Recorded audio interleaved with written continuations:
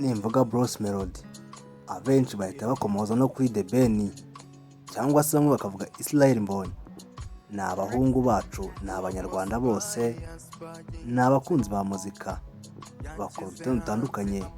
Reka twifashishe imbuga za YouTube turebe ese ninde koko King nyawe, who is the king. Ikiganiro cyanjye amazina nk'ibisanzwe n'icyubahiro, ikaze mu kiganiro cy'ubucukumbuzi ku byamamare. Big Win TV is the king of the TVs. The Ben, umwe mu bahanzi bakunzwe bakora ingoma nziza, ingoma z'urukundo n'izisanzwe z'isi.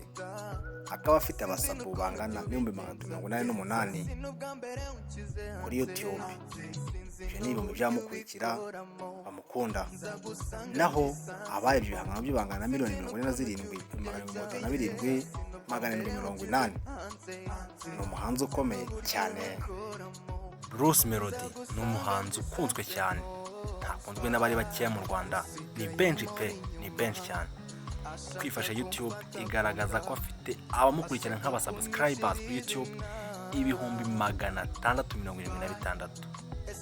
Akaba amaze kurebwa n'abantu bangana na 1,97,132 n'abantu 118.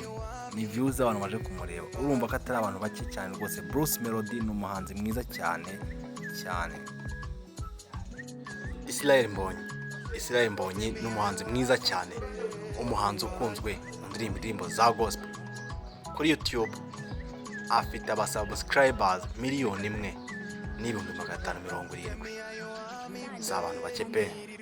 Total views unamaze kureba ibihangano bye bangana na 1,636,353 z'abantu bake. Ni benshi bishoboka. Amazina yanjye banyita Cyubahiro, amazina nahawe n'ababyeyi banjye bwite bambyaye. Twakoze kubana. Ciao.